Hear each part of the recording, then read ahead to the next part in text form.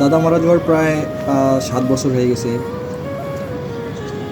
তো আজকে শুক্রবারের দিনে একটা কথা মনে পড়লো যে হচ্ছে আমরা আসলে শুক্রবারের দিনটা যখন দাদা বেঁচে ছিল, আমরা যখন অনেকটা ছোট ছিলাম, তো অনেক সুন্দরভাবে কাটাইছি।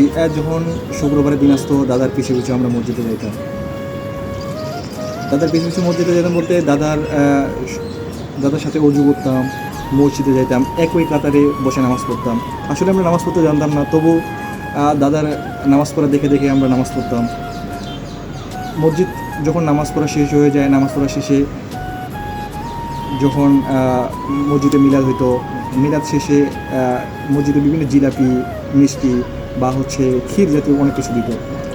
তো আমরা ছোট, তার কারণে আমরা নিতেও পারতাম না, তখন দাদা নিয়ে দিত, বা হচ্ছে দাদা তার নিজের ভাগেরটা দিয়ে আমাদের খাওয়াইতো। মানে অনেক কিছু। যখন স্কুলে প্রাইমারিতে পড়তাম, দাদা নিজের টাকা পয়সা দিয়ে লুকায় লুকায় নাস্তা খাওয়ার জন্য টাকা দিত, 5 টাকা 10 টাকা। সেই টাকা পাই কত আনন্দ। আর যখন প্রাইমারি স্কুলে পড়তাম, স্কুলে দাদার হাত ধরে স্কুলে যাইতাম, মাঝে মধ্যে স্কুলে লাগাই নিয়ে আসতো, আবার নিয়ে আসতো আসার সময়।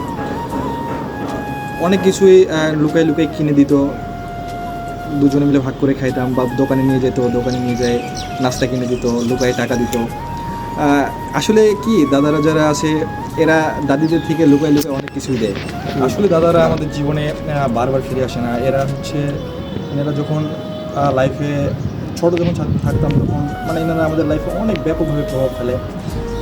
ধুলো মাখালো মনে পড়ে সেই পুরনো অতীত সময়ে।